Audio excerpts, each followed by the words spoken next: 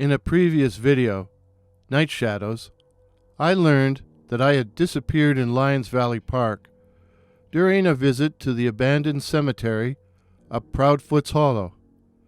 I had apparently vanished and had been missing for an hour, an event for which I had no memory. I was naturally very concerned that this might be a missing time episode. So in order to find out what happened, I engaged the help of a psychologist who used a combination of deep relaxation and hypnotism to unlock my memories. Although it might have been better if they had stayed locked. The psychologist, who will be known as Jane, led me to discover the following. I had actually gone into the bushes to relieve myself, as we'd had a few beers earlier, in honor of the fact that we had all turned 18 recently, and now we're men. Ha ha.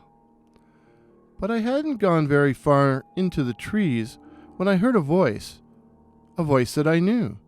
It was Tess, a girl in my grade 13 class, who I thought was pretty hot. I used to see her around in bars and other places, but she was always with a covey of other girls, so I was afraid to approach her. I began to look around for her and found her off in the trees, smiling and beckoning to me. Naturally, I headed towards her, only to have her turn away and run deeper into the woods, before turning to laugh at me over her shoulder. I saw she was barefoot, which I thought was pretty sexy, but also pretty strange. It was April, so it was still cool at night, particularly in the woods. But desire had short-circuited my brain, so I followed her, mindlessly. Upon reflection, the whole thing was like some crazy dream, or nightmare. She never said anything other than to call my name, and she only called me when she was momentarily out of sight. But what was even stranger was that I remained silent. I didn't laugh or call out to her, call her by name. Just chased after her, drunk on love or lust or something. And I also lost track of time. Tess led me further in amongst the trees, which seemed to go on forever. I'd been to Lions Valley Park many times, and the woods never seemed so extensive. It was like being up north, in the wilderness. We finally reached a clearing, and Tess finally stopped and turned towards me. She held out her arms to me, and I ran to her, and just as I reached her, her laughing, sparkling eyes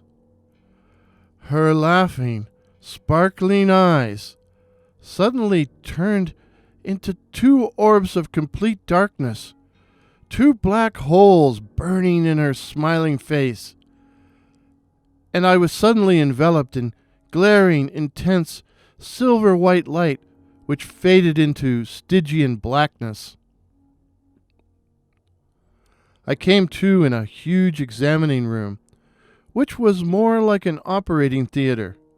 It was dark and crowded with shadowy figures, some traditional gray aliens with thin arms and huge black eyes, the others basically normal people, although their eyes also appeared to be totally black. I felt disoriented from the weird pulsing sounds and the strobe effects of the bright oscillating lights.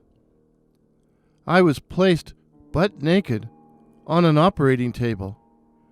Directly above me and attached to the ceiling loomed a huge metallic needle, and as I watched in horror, it was lowered towards me and pierced the skin of my abdomen. I screamed and then I passed out. I woke up on a table in still another shadowy room. At first I thought I was alone, but then I realized that Tess was on the other table, also naked. And as soon as I noticed her, she sat up and turned to look at me and I saw her eyes were still two cold, totally black orbs staring at me. And as I watched, transfixed, she slid off the table and moved towards me, and I heard, in my mind, Tess say, "You will have sex with me now." And, of course, I did. But I'm still not really sure exactly what happened, even with the recovered memories. We had sex, but silently and robotically and without a word. And all the time, I was transfixed by her black eyes.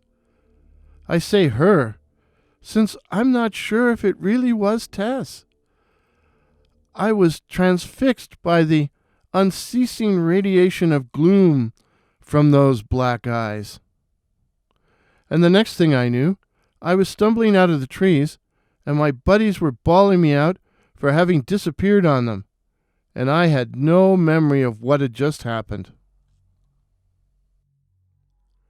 But looking back, I remember being obsessed with Tess after all this happened. I was always hanging around her, asking her out and hinting at what happened. Remember that night at Lions Valley Park? She got fed up with my attentions and intentions and sent her brother, who was a great big dude and about 7 feet tall, to discourage me, which he did in a very physical manner. So I stayed discouraged. But if I had remembered those black eyes, I would never have gone near her. Eventually, Tess disappeared from school, and the rumor went round that she was pregnant. I remember feeling a little sad at the time, but now that my memories have returned, I have to ask myself, did I get Tess pregnant? What do you think, dear listeners? Did I really make love to Tess? Or to something else? Some other kind of entity? Why was I taken? And what is the connection between the gray aliens and the black-eyed humans? Is this where the black-eyed children come from? I'm still working with Jane. My friends and I experienced another missing time episode while having a bush party at the silo, the remains of an abandoned farm, and the numero uno party spot in town. Let me know your thoughts in the comments below, and stay safe, stay subscribed, ring the bell so you won't miss any upcoming videos, and feel free to share this video with anyone you please. If this is your first visit to my channel, please consider subscribing. My name is Warren, and I write and tell original ghost stories and original horror stories about cryptids such as the night floaters, werewolves, and black-eyed children. Till midnight. Cheers.